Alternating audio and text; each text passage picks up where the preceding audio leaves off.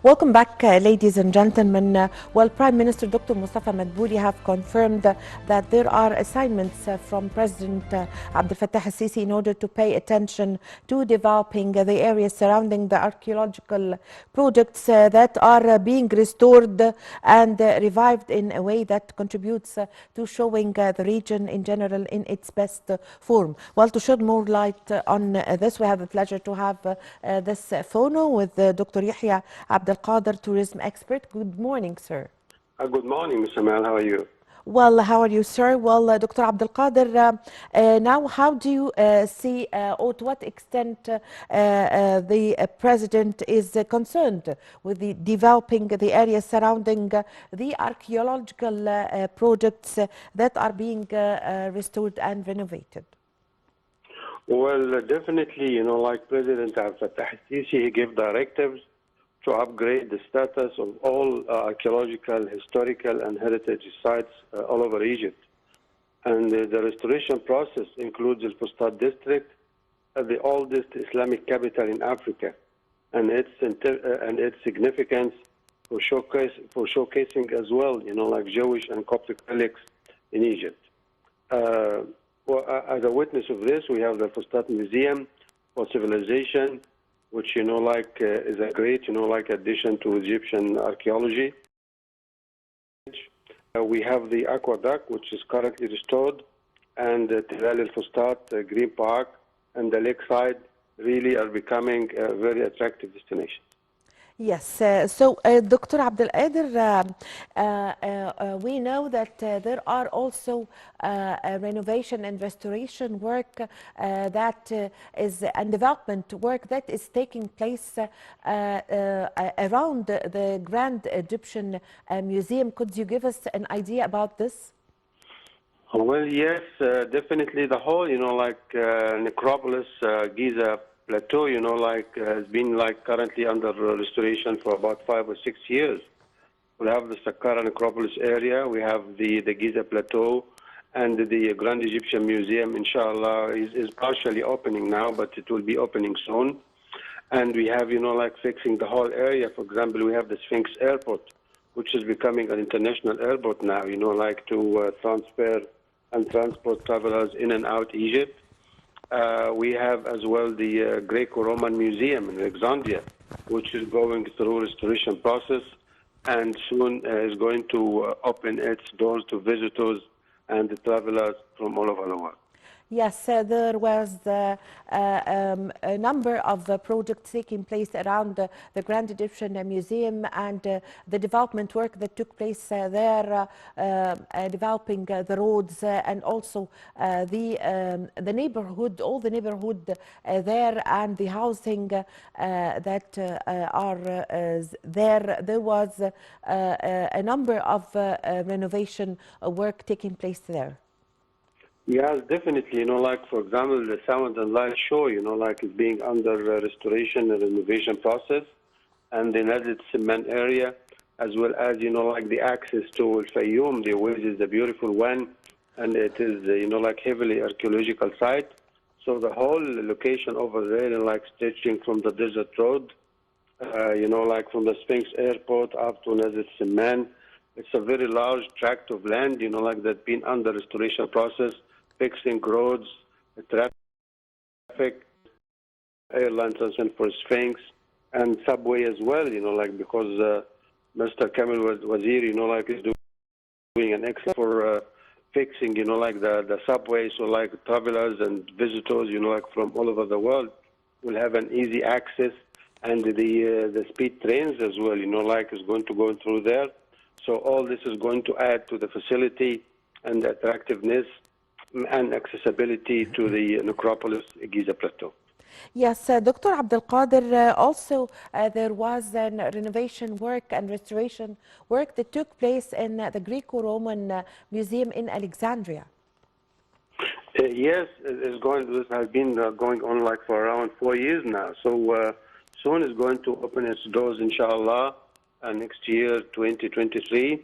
And President Sisi has stressed that the whole of Alexandria need to be restored and renovated days ago, and that's Al Muntaza in Alexandria and its parks, like is going through a renovation process and it's becoming very attractive, like site for visitors and locals as well.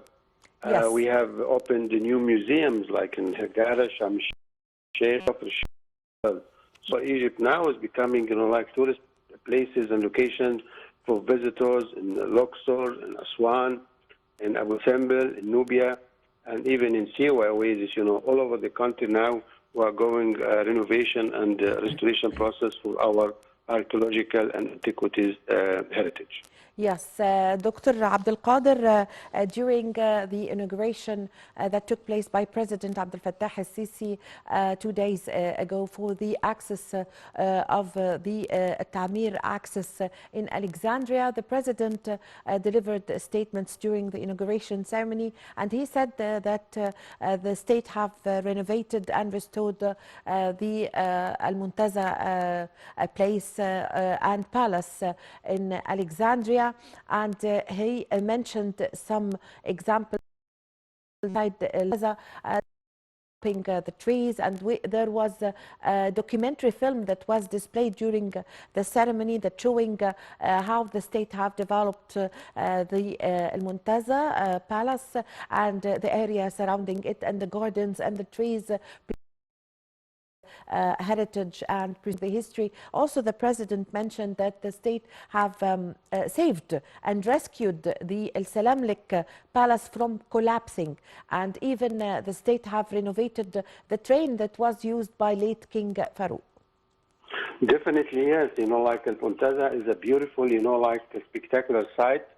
We have been visiting, like many times, and remember, like Egyptian movies, has been filmed there over like 50, 60 years. And it hosts, like the Palestine Hotel, which was, constructed in '64 when President Gamal Abdel Nasser was hosting Arab League summits over there. And it has the Salamlik Palace and as well as the Muntaza Palaces. So really, it's a beautiful location for visitors, and it contains like miniature museums as well, and which is green park and facilities and beaches. So it's a prime location for international visitors and regional and local as well. So this is a great addition, and there has been more services, like an attractions added to the site. So really, it's one on the list of international travel sites, like national media and press. So it's like a must-see when you visit Alexandria, the Muntaza Palace. And it. Yes, Al-Muntaza Palace and the surrounding gardens are supposed to attract 5 million tourists to Alexandria.